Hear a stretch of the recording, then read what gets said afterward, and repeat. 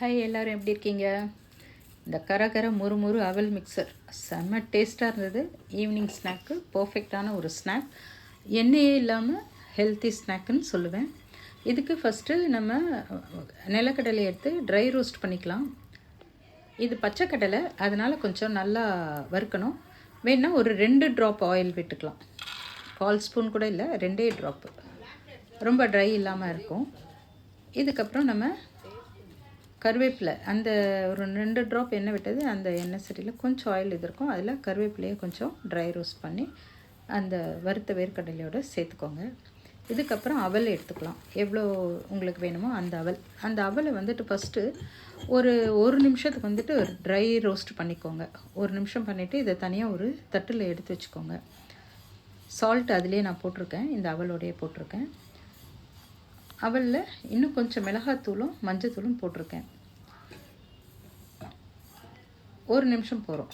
அப்புறம் 1 ஸ்பூன் எண்ணெய், அதில் திரும்ப 1/2 ஸ்பூன் வெறும் மிளகாத்தூள், 1/2 ஸ்பூன் மஞ்சப்பொடி, பெருங்காயப்பொடி, சால்ட் ஆல்ரெடி கொஞ்சம் போட்டிருக்கோம், அவலுக்கு மட்டும் சேர்த்து போட்டிருப்போம்.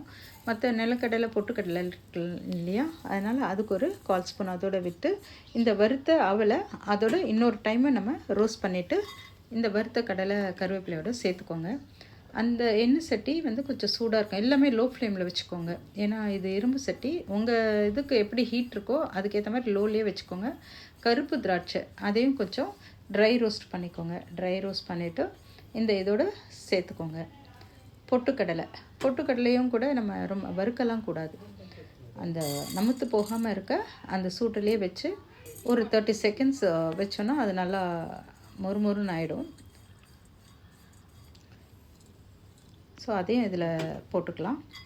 போட்டுட்டு இது வந்து கொப்பரை இல்லைன்னா தேங்காய் எடுத்துக்கோங்க. தேங்காய்னா நீங்கள் கொஞ்சம் நேரம் நல்லா அந்த எண்ணெய் சட்டியில் விடணும். இது கொப்பரையை எடுத்துருக்கிறதால நான் சும்மா ஒரு 30 செகண்ட்ஸ்க்கு இதை வறுத்து அதில் போட்டாச்சு. போட்டுட்டு சர்க்கரை, ஒரு 1/2 ஸ்பூன் சர்க்கரை, இதெல்லாம் கொஞ்சம் சூடாக இருக்கும் இல்லைங்களா, அந்த டைம்லேயே அந்த 1/2 ஸ்பூன் சர்க்கரை போட்டோன்னா கொஞ்சம் இனிப்பு, காரம், உப்பெல்லாம் சேர்ந்து இது வந்து அல்டிமேட்டாக இருக்கும்.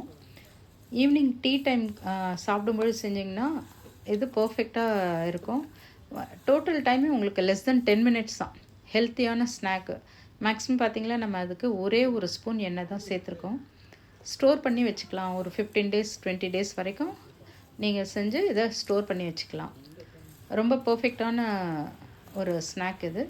நீங்கள் பசங்களுக்கும் கொடுக்கலாம். நம்ம வீட்டிலே செய்கிறதால ரொம்ப ஹெல்த்தியான ஒரு ஸ்நாக், ஸ்கூலுக்கும் கொடுக்கலாம். நீங்கள் வீட்டில் பசங்களுக்கு சாப்பிட கொடுக்கலாம். இது ப்ரோட்டீன் பேக்டு ஒரு ஸ்நாக்னே சொல்லுவேன் நாங்கள் இன்றைக்கி டீ குடிக்கிற டைமுக்கு இந்த மிக்சரை செஞ்சுக்கிட்டோம்.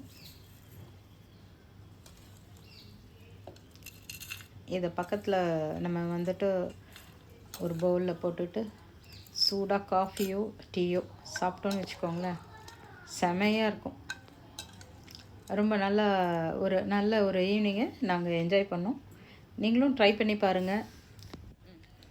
ஃபேமிலி அண்ட் ஃப்ரெண்ட்ஸோடு உங்கள் ஈவினிங்ஸை நீங்கள் இந்த ஸ்நாக்ஸ் செஞ்சு என்ஜாய் பண்ணுங்கள்.